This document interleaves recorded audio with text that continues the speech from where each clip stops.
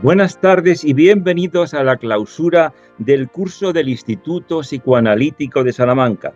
Saludamos a todos los amigos y socios del Instituto Psicoanalítico de Salamanca y a los grupos de extensión universitaria y a todos los amigos que nos ven desde distintas latitudes y continentes.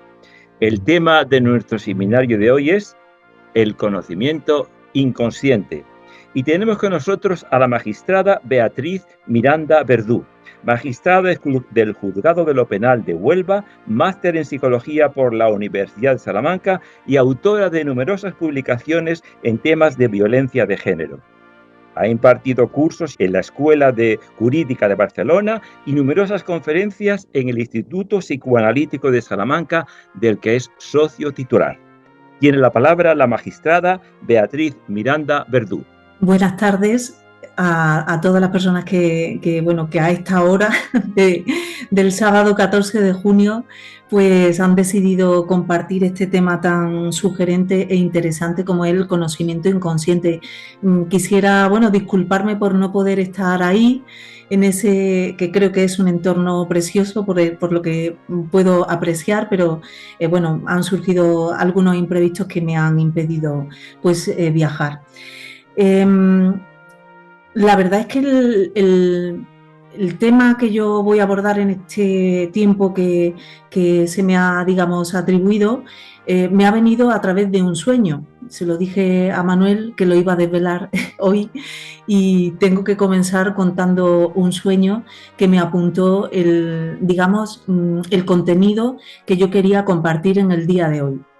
Hace, escasos días, un poco antes de recibir la invitación de Manuel, yo tuve un sueño en el que cogía un libro de la estantería y ponía las palabras el camino mental. Y se repetía en el sueño el camino mental y además aparecía en inglés, The Mental Path. Entonces, claro, a los pocos días recibo la invitación de Manuel y yo, tuve como una impronta, una ráfaga relacionando ese sueño con el contenido de lo que va a ser, mi intervención, ¿no? El camino mental para mí en aquellos momentos, pues me llevó hacia una ruta para tomar una decisión que era elegir sobre lo que yo iba a hablar, ¿no? Y es precisamente, eso lo que quiero compartir, ¿no? ¿Cuál es el camino mental? ¿Cuáles son las rutas que nosotros tomamos para decidir, para tomar decisiones? Voy a compartir. ¿Las personas que están online ven la presentación? Sí, Sí. perfectamente. Bien. Quiero comenzar también, no solo con el sueño, sino también con una frase de Daniel Kahneman en su libro Pensar rápido, pensar despacio. No sé si lo conocen, si lo conocéis. Él dice, creemos saber lo que tenemos en nuestra mente, que a menudo consiste en un pensamiento consciente que discurre de manera ordenada, ordenadamente, dice él. Pero esta no es la única manera en la que nuestra mente trabaja, ni es la más habitual. Daniel Kahneman, en esta obra,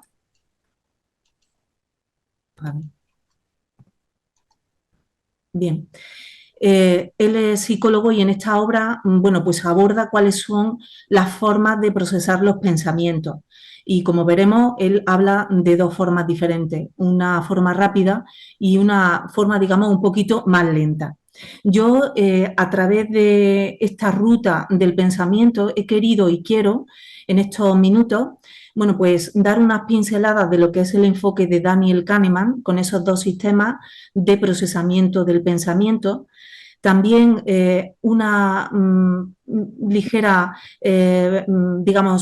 referencia a lo que es la teoría de la racionalidad limitada de Herbert Simon, porque él piensa que tenemos limitada nuestra racionalidad, ¿no?, para tomar decisiones, para elegir lo que sea más óptimo y finalmente llegar a ese conocimiento inconsciente a través de lo sencillo y concretamente a través de la intuición y de lo onírico. Me gustaría hacer, digamos, esas tres paradas, ¿no? Que sean unas breves estaciones. Daniel Kahneman, a quien yo, bueno, pues hace años leí en este libro Pensar rápido, pensar despacio. Se ha dedicado a la psicología y ha hecho numerosas investigaciones sobre el juicio y la toma de decisiones bajo incertidumbre, sobre todo aplicada al campo económico. Este dato me parece importante. Es un dato que también va a aparecer en Herbert Simon y que está vinculado, bueno, pues a lo que son el campo económico, tiene no solo conceptos, sino también números y, veremos que también algún algoritmo y alguna fórmula matemática. Él ha hecho también trabajos de investigación sobre heurística y sesgos. Y en este libro, en este Pensar rápido, pensar despacio, él habla de dos sistemas de procesamiento de pensamiento y les llama el sistema 1 y el sistema 2. Dice, el sistema 2 es el perezoso. Y yo he recogido algunas de las características que él plasma en su obra sobre estos dos sistemas. Por un lado, en el sistema, voy a empezar por el 2, ese sistema perezoso. Él dice que es como el yo consciente, un sistema que en el pensamiento, bueno, pues tiene creencias. Este sistema hace elecciones y decide qué pensar y qué hacer, y para eso, bueno, pues hace una búsqueda deliberada en la memoria, hace cálculos complejos, ralentiza e impone el análisis lógico, también lleva a cabo una autocrítica y, por ejemplo, construye los pensamientos en una serie ordenada de pasos.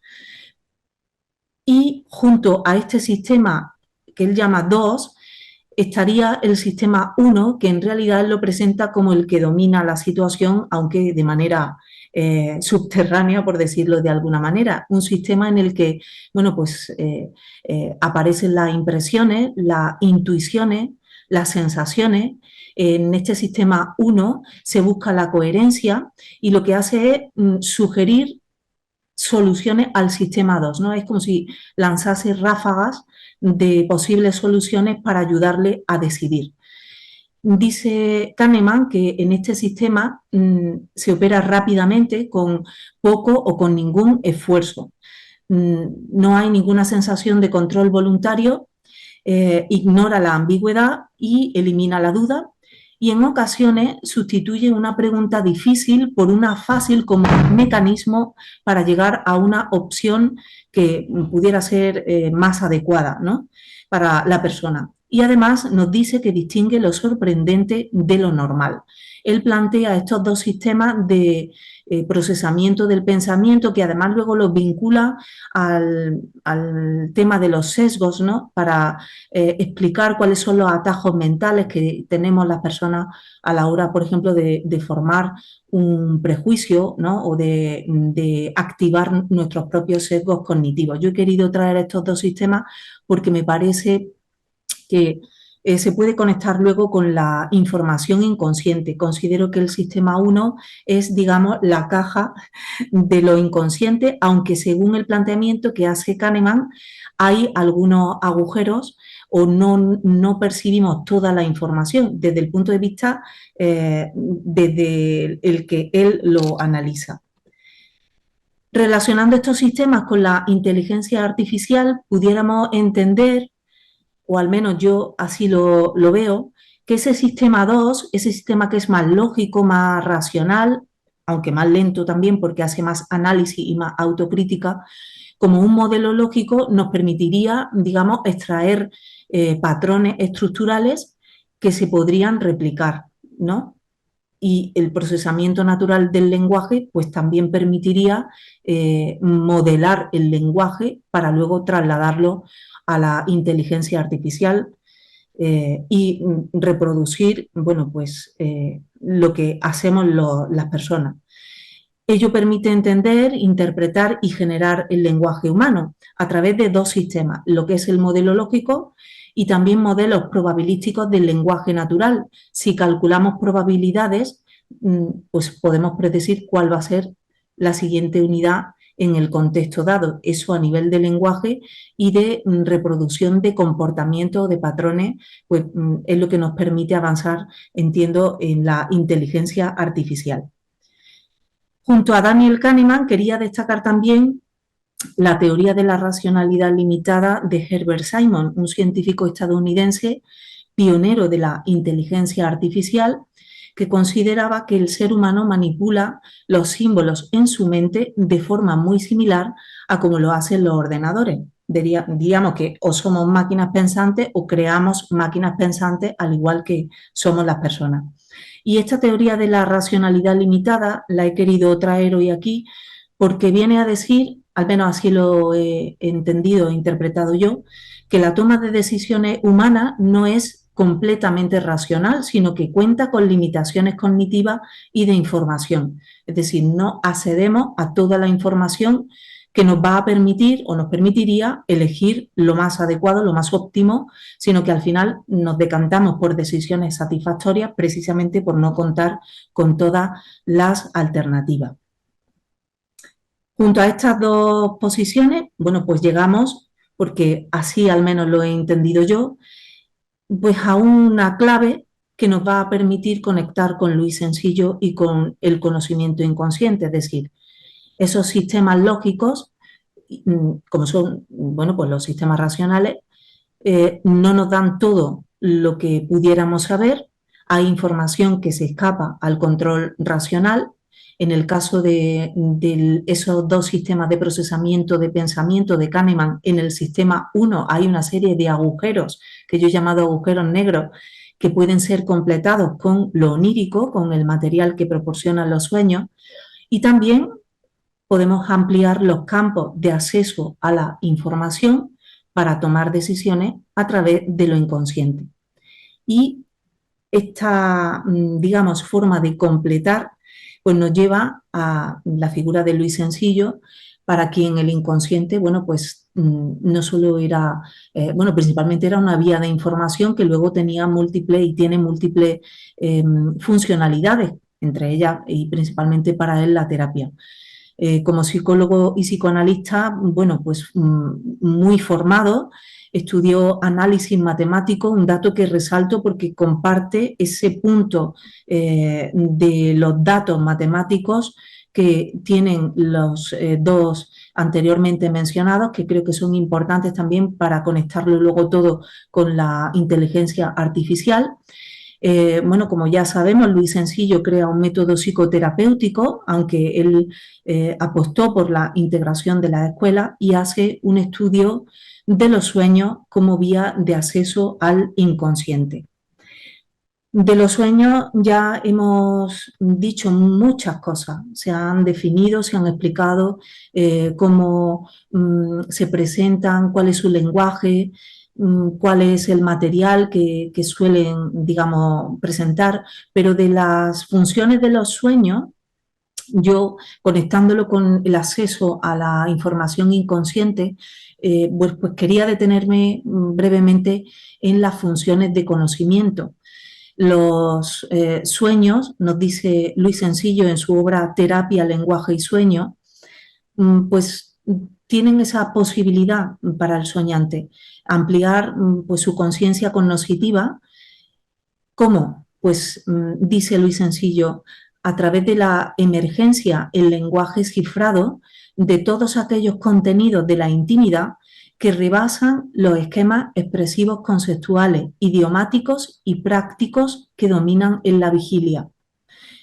También mediante la manifestación de contenidos reales y de existencias que no se pueden asumir por la vida consciente de la vigilia o que no se pueden percibir como estructura de situación.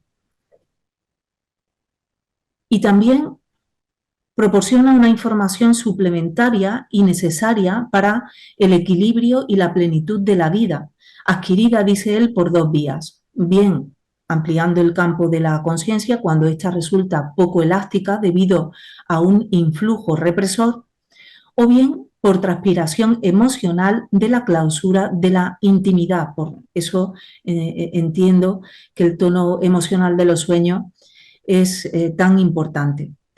Esta información que dan los sueños, entiendo que puede completar esa carencia que tiene el sistema racional y también esa carencia de ese otro sistema que, aunque no es completamente racional, bueno, pues estudiado o analizado desde un punto de vista más bien lógico, como creo que hizo Daniel Kahneman, que era conductista, pues creo que nos puede aportar bastante material. Y yo he querido pues traer también alguna experiencia personal para completar esta breve intervención.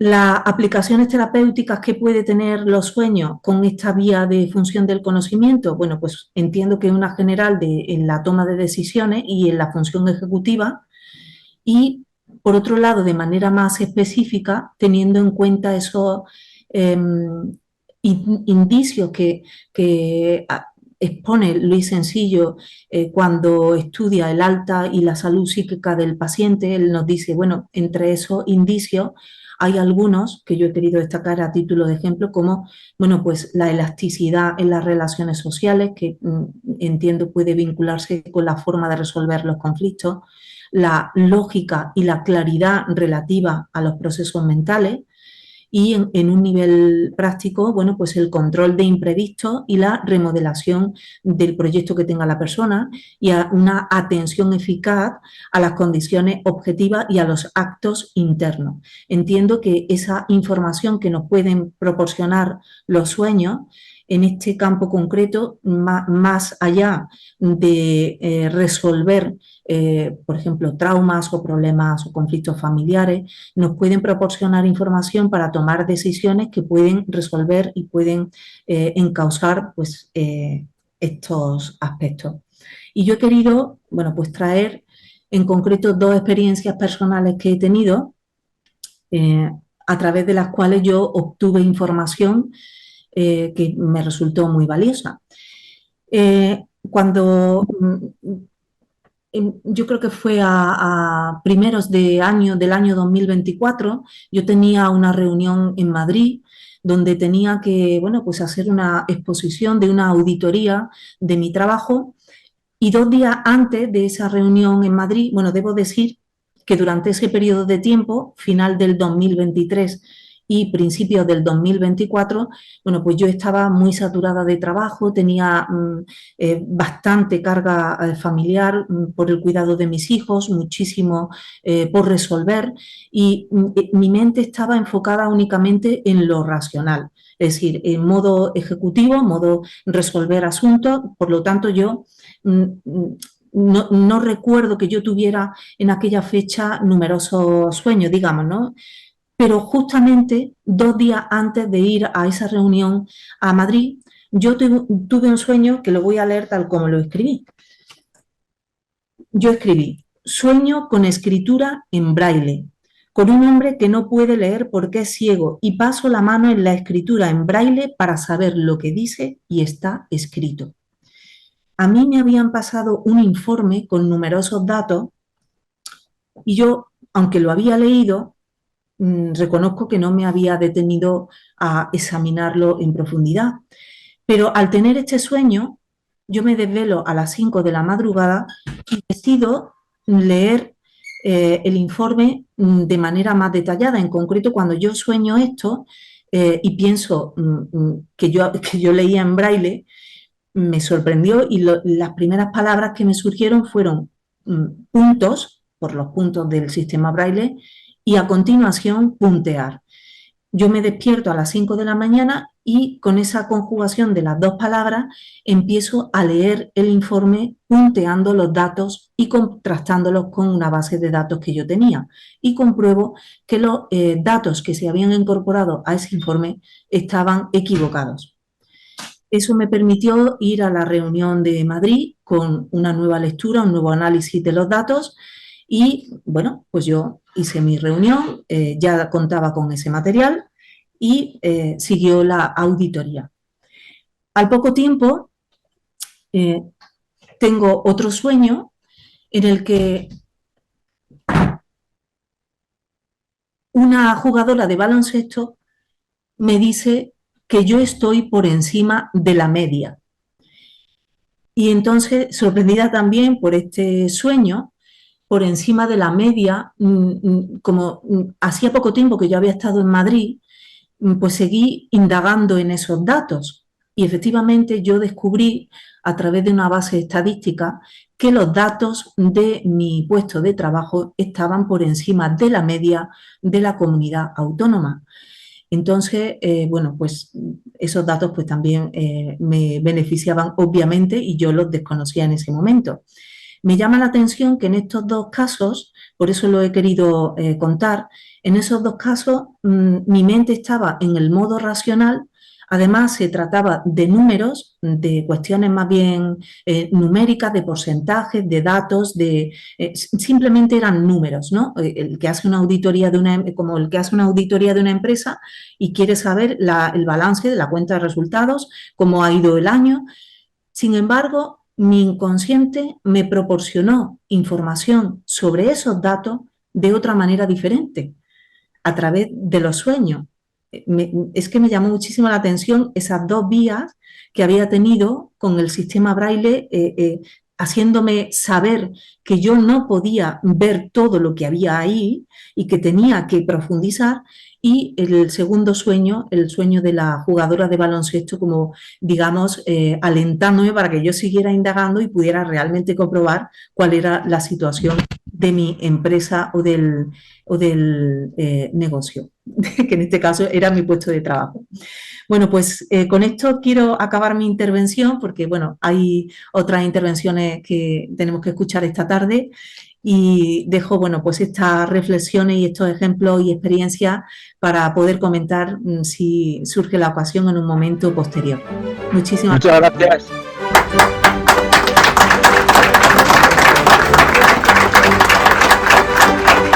Muy interesante estos dos últimos sueños que realmente expresan cómo el inconsciente capta la realidad pura. Bueno, la doctora Virginia Aguayo Romero es profesora de personalidad, evaluación en el Departamento de Personalidad, Evaluación y Tratamiento en la Facultad de Psicología de la Universidad de Salamanca. Tiene la palabra la doctora Virginia Aguayo.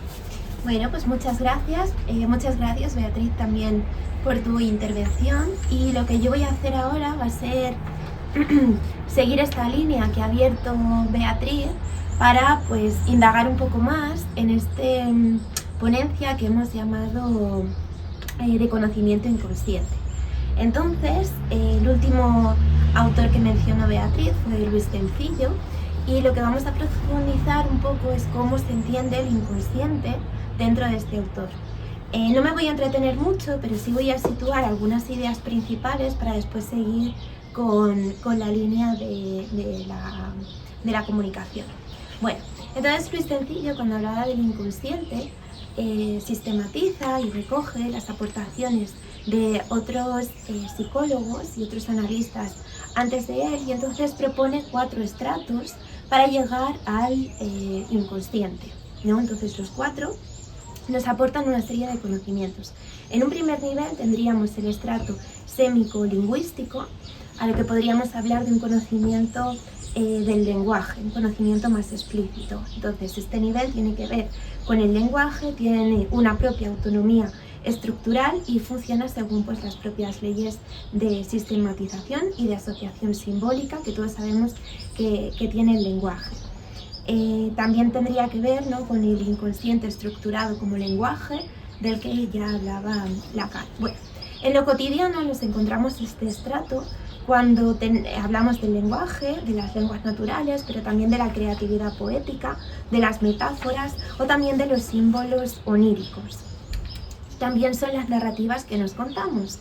Y esto nos lleva también a que aquí se pueden producir ciertos conflictos, ¿no? Cuando, por ejemplo, hablamos de nosotros mismos en términos absolutos o utilizamos lenguajes internos para hablarnos con nosotros mismos, poniéndonos una serie de narrativas o una serie de orientaciones que pueden estar deformadas, como el debo, el debería, el tengo que, el soy de esta manera, ¿no? Y esto nos va creando. Bueno, a un nivel siguiente tendríamos un estrato emocional relacional, que claro, tendría que ver con este conocimiento efectivo, y aquí es donde encontramos todo lo que tiene que ver con afectos, vínculos, odios, apegos, desapegos.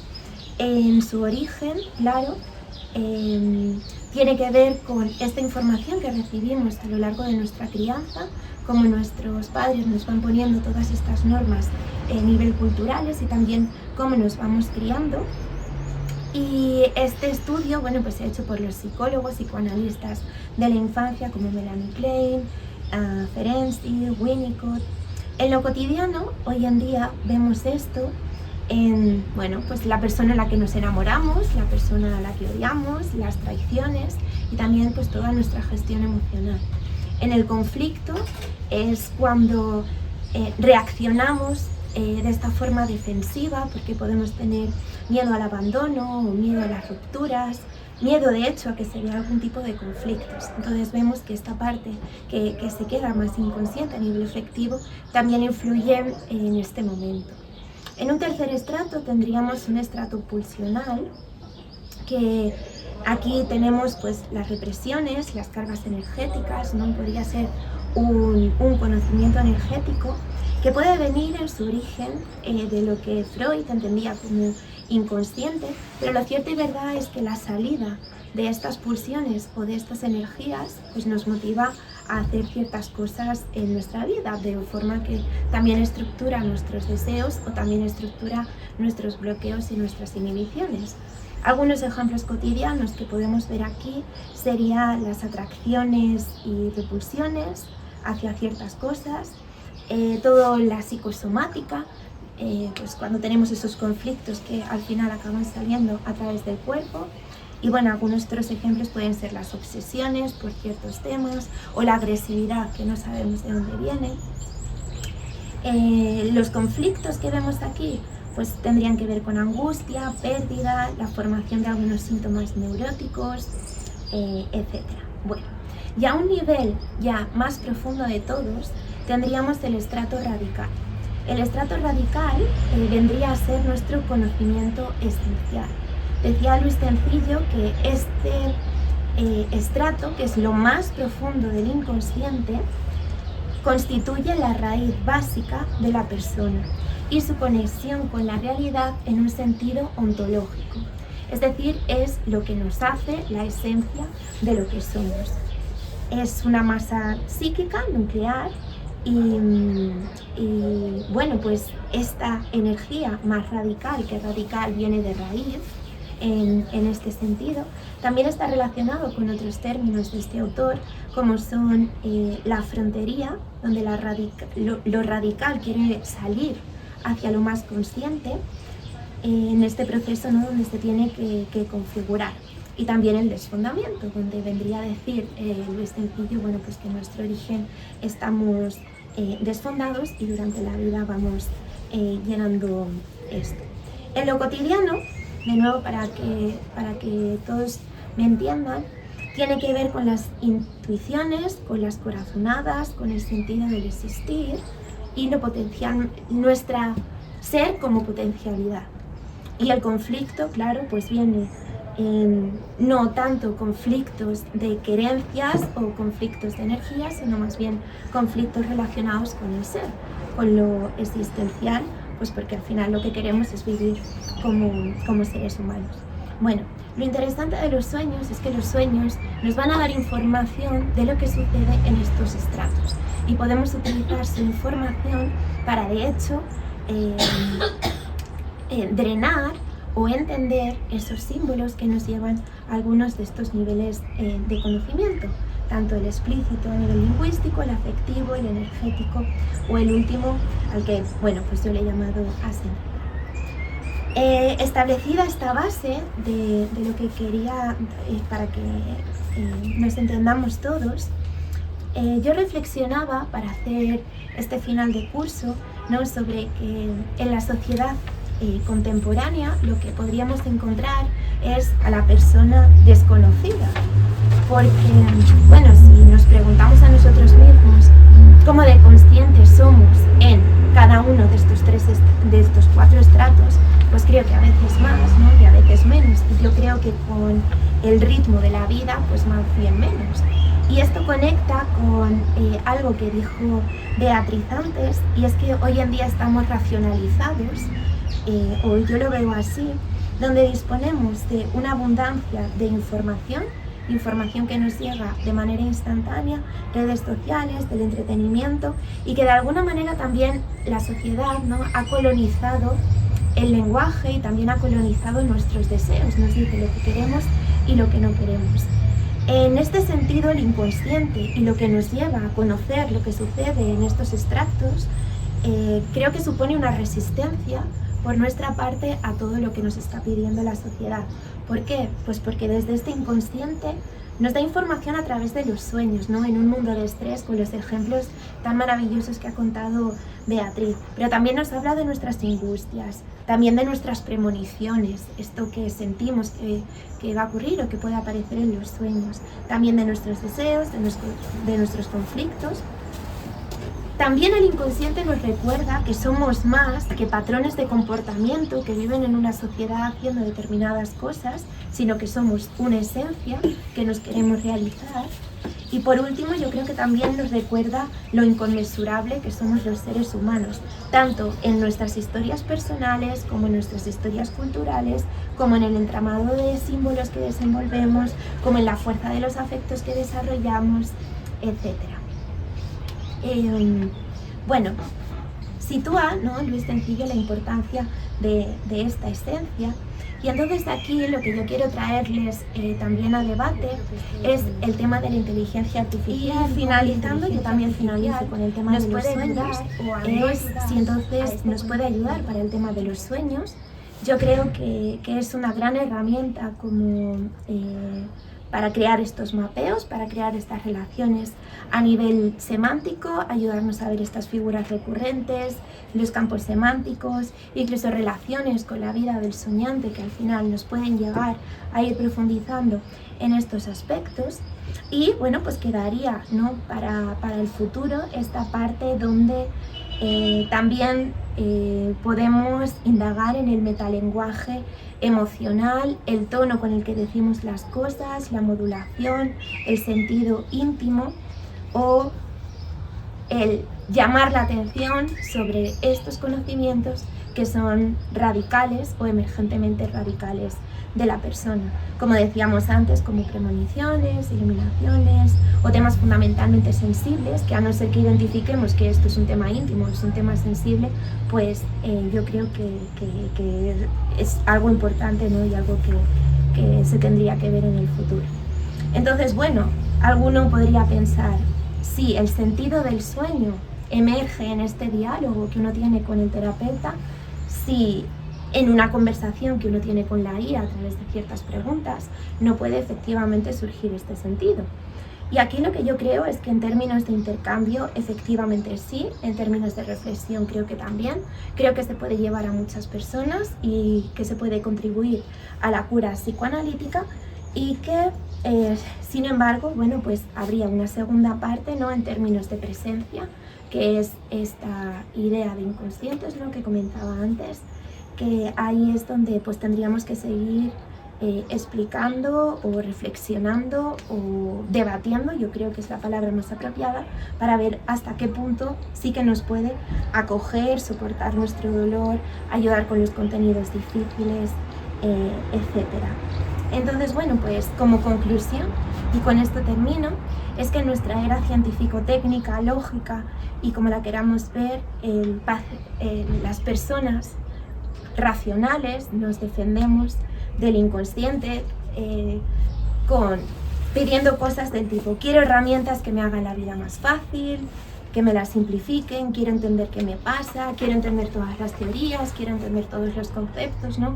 Y por algunas noticias que he visto con la inteligencia artificial, estas son las cosas donde la gente está utilizando la inteligencia artificial para decirme cómo hago esto de una manera más rápida, o pedir ayuda a las tareas, o preguntar como tipo Google.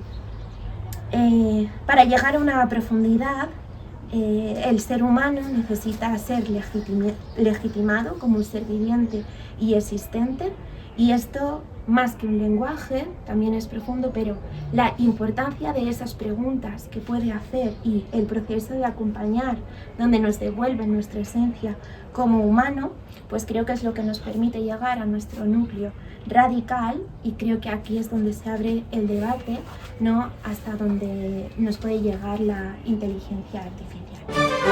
Muy bien, muchas gracias. Muy interesante.